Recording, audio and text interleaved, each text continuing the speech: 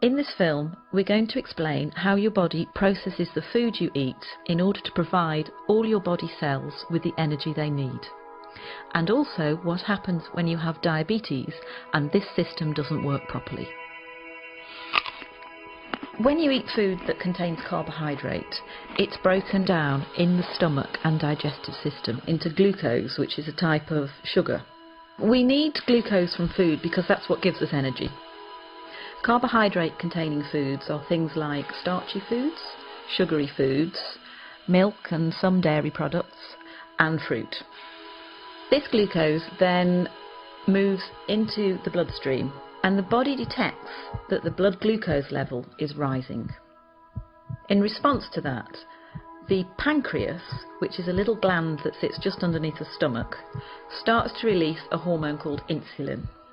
And it's insulin that helps our body get the energy from the food we eat. The bloodstream then takes the glucose and the insulin to every cell in our body that needs it. To make this easier to understand, let's look at muscle cells. At the muscle cells, it's insulin that allows the glucose to get into the cells where it can be used for energy. It's a bit like insulin is a key unlocking the door to the cells so the glucose can get in. That way, the blood glucose level starts to drop. But the blood glucose level can be topped up at any point by the liver releasing extra glucose that it has stored.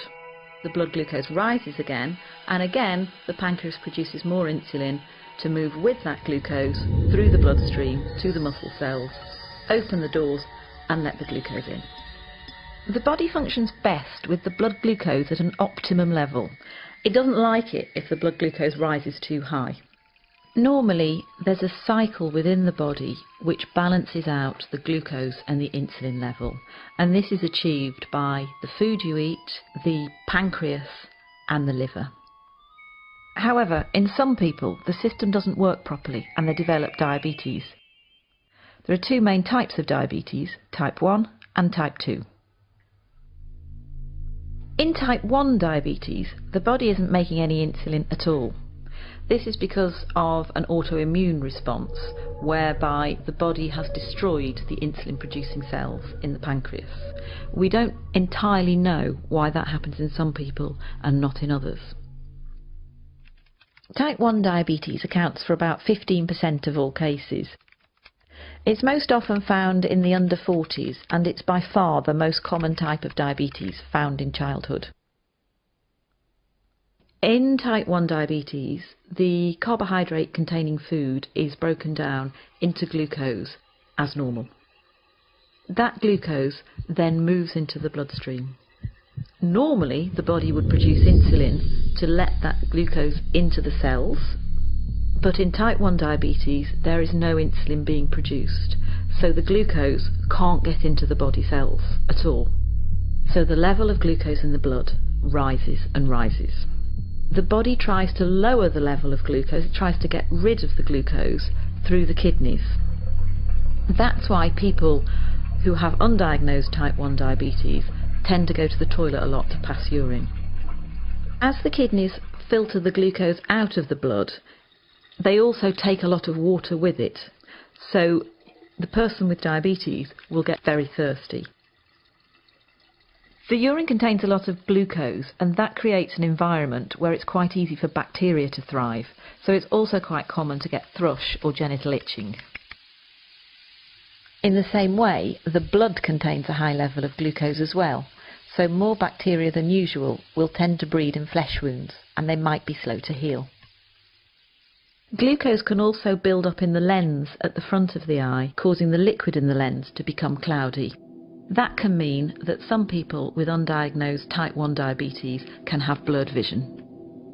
Because the glucose can't get into the cells to be used for energy, somebody who's got undiagnosed type 1 diabetes is going to start feeling very tired, lethargic and unable to sort of go about their normal daily routine.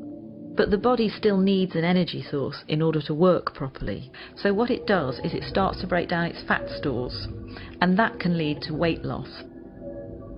So the main symptoms of type 1 diabetes are going to the toilet a lot, thirst, thrush or genital itching, slow healing of wounds, blurred vision, tiredness and weight loss.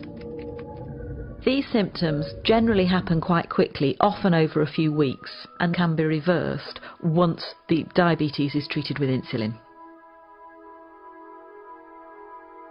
Type 2 diabetes accounts for about 85% of all cases in the population. It's most common in the over 40 age group in the white population and in the over 25 age group in the black or South Asian population.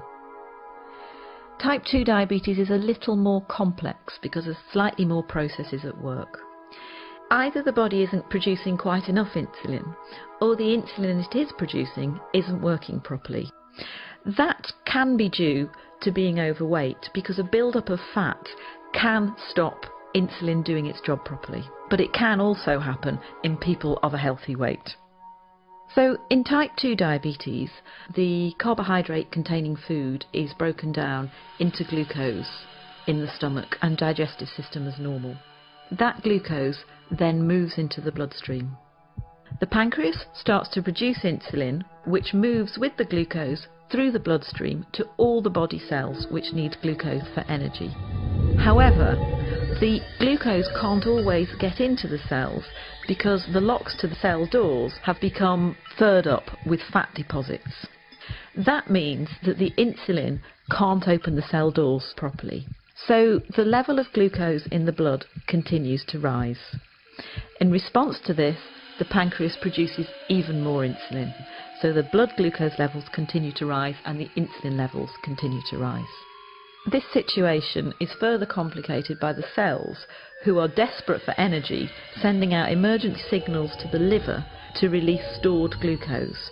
The blood glucose level goes up, and the pancreas produces more and more insulin until it can't cope anymore and eventually it wears out.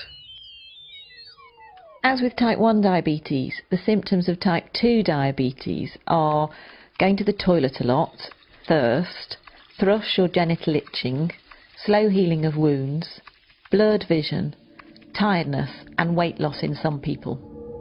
The symptoms for type 2 diabetes come along very slowly, and some people don't have any symptoms at all. So for that reason, people can live with type 2 diabetes for up to 10 years before they realise that they have it. Type 2 diabetes can be treated in a number of different ways. Initially, it may be sufficient to make changes to the food you're eating and to take extra physical activity or lose any weight that may be appropriate. But type 2 diabetes is a progressive condition and most people will need some form of medication to treat it.